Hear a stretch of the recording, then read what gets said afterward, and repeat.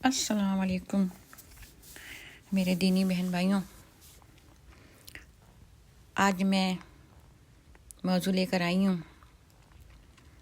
نیکوکاروں کی صحبت، دوستوں کی کن محفلوں میں جانا چاہیے، کن لوگوں کو اپنا دوست بنانا چاہیے۔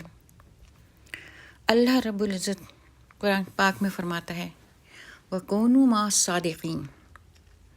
یہ ایک آیت کا چھوٹا سا حصہ ہے کہ سچوں کے ساتھ رہو، نیک لوگوں کی صحبت اختیار کرو، نیک لوگوں میں بیٹھو۔ اور ہمارے پیارے پیغمبر محمد صلی اللہ علیہ وسلم نے فرمایا کہ بری صحبت سے تنہائی بہتر ہے، برے ہمنشین کے ساتھ میل جول رکھنے سے بہتر ہے کہ انسان تنہائی میں رہے۔ اور تنہائی سے بچنے کے لیے نیک صحبت ضروری ہے۔ نیک صحبت میں رہنا بہتر ہے تنہائی سے۔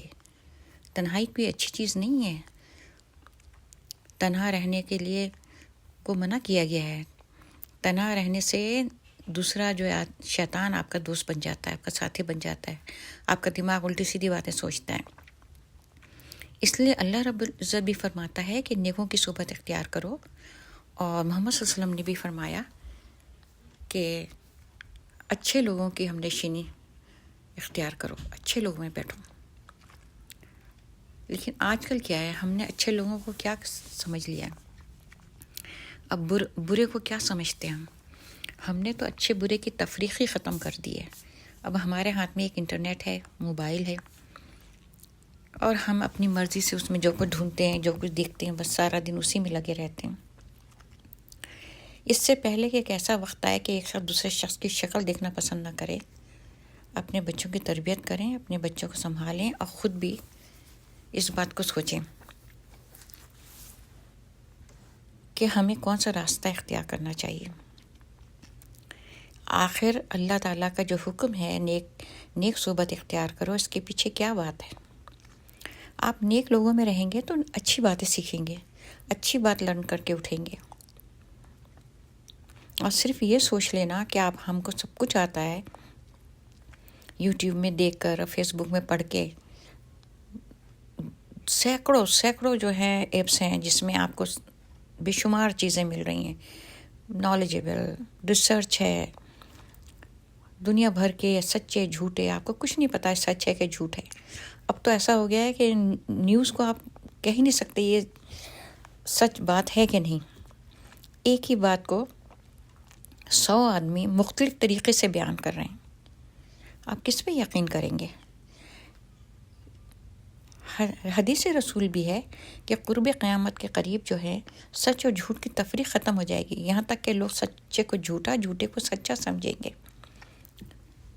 تو اب یہ ہماری اپنی عقل سمجھ پر ہے کہ ہم کیسے اخذ کریں کہ کون سچا ہے کون جھوٹا ہے۔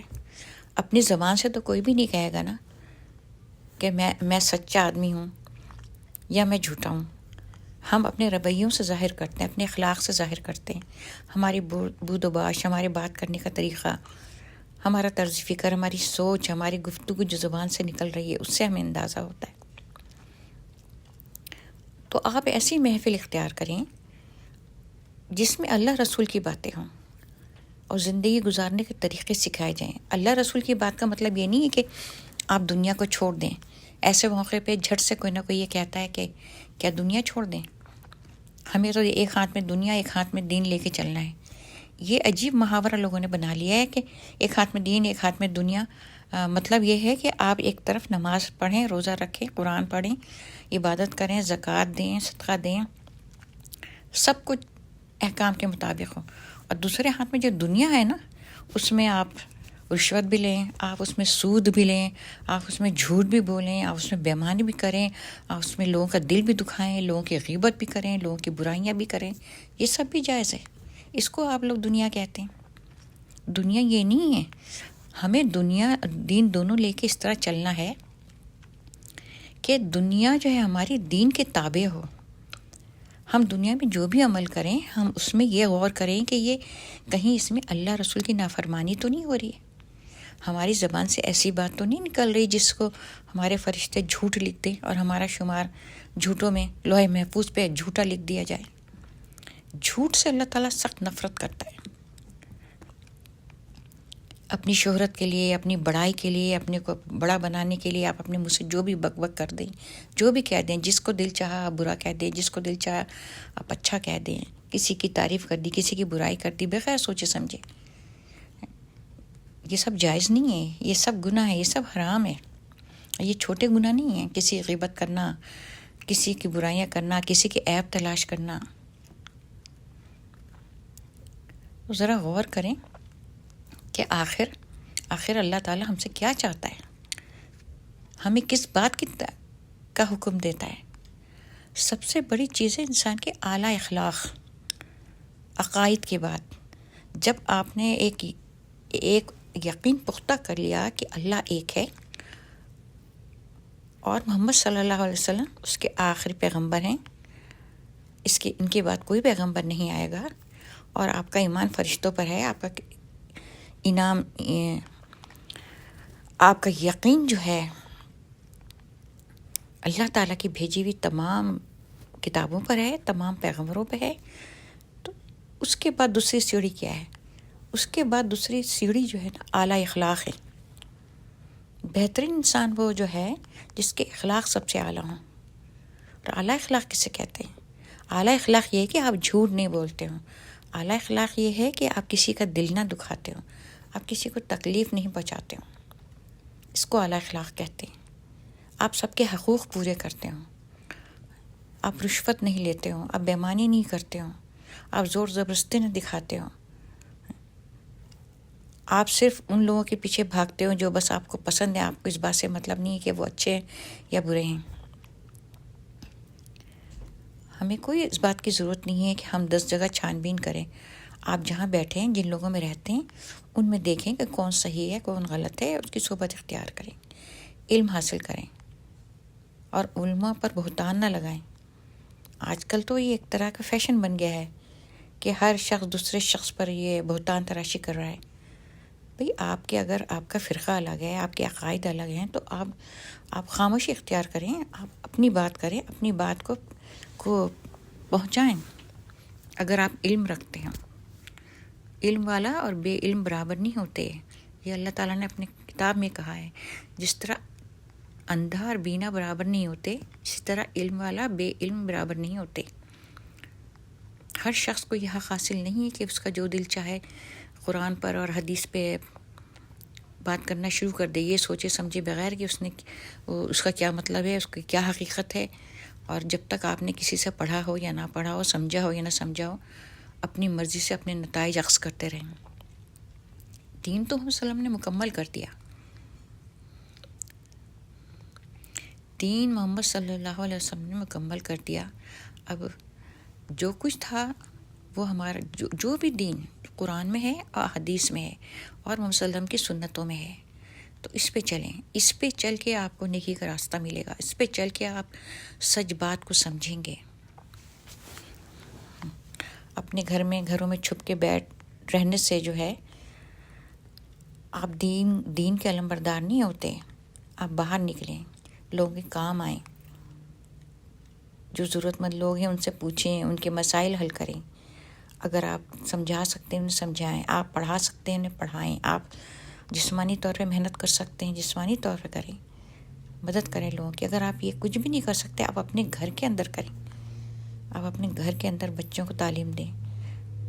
اور صرف ڈگری حاصل کر لینا،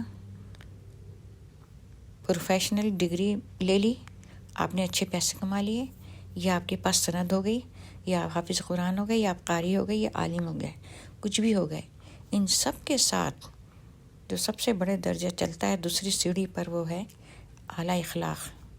جس کے پاس اخلاق نہیں ہے، جس کے پاس کردار نہیں ہے، اس کی کسی سند کی، اس کی کوئی ڈگری کی کوئی حیثیت نہیں ہے. تو آپ لوگوں میں اٹھے بیٹھیں، لیکن اچھے لوگوں میں اٹھے بیٹھیں.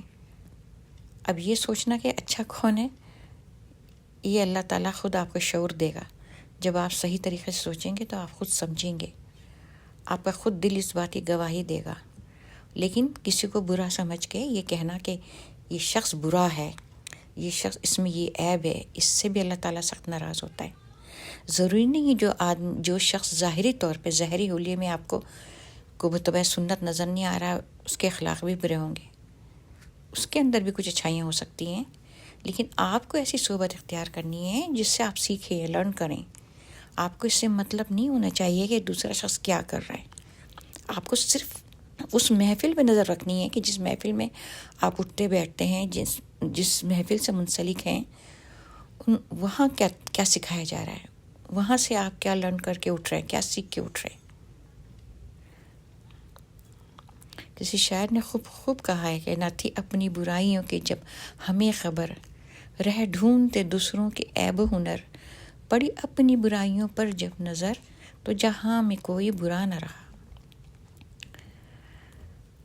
تو میرے تمام دینی بہن بھائیوں، اس بات پہ غور کرو، اس بات کو سمجھو، اپنی ذات کی شان میں مبتلا مت ہو، اپنے تکبر میں مبتلا مت ہو. یہ نہ سوچو کہ میں ہی سب سے بہتر ہوں، باقی سب گرے ہوئے لوگ ہیں. حضرت ابوبکر صدیق دعا کرتے تھے کہ یا اللہ مجھ کو میری نظر میں چھوٹا اور دنیا کی نظر میں بڑا بنا دیجیے. عزت مانگنا یہ فطری چیز ہے. ہر شخص چاہتا ہے کہ لوگ مجھے عزت سے دیکھیں، لوگوں کی نظر میں میرا احترام ہو. تو اس کے لیے محنت کریں، اپنے آپ کو سنواریں، اپنے اخلاق کو، اپنی زبان کو. آپ کی عزت اس وقت ہوگی جب آپ کی زبان سے پھول جھڑیں گے، جب آپ کی زبان سے کانٹے نکلیں گے تو اس وقت لوگ آپ کی عزت کیا کریں گے؟ کوئی عزت نہیں کرے گا اس وقت آپ کی. تو غور کریں، سوچیں. یہ سادی سا ایک بیان ہے اور اس میں کوئی لگی لپٹی نہیں ہے، سادے الفاظ ہیں، سادی سی بات ہے. اگر آپ سمجھنا چاہیں تو ضرور سمجھیں گے اور اس میں عمل کرنے کی کوشش کریں گے. وآخر دعوانا الحمدللہ رب العالمین الرحمن الرحیم. السلام علیکم و رحمۃ اللہ وبرکاتہ.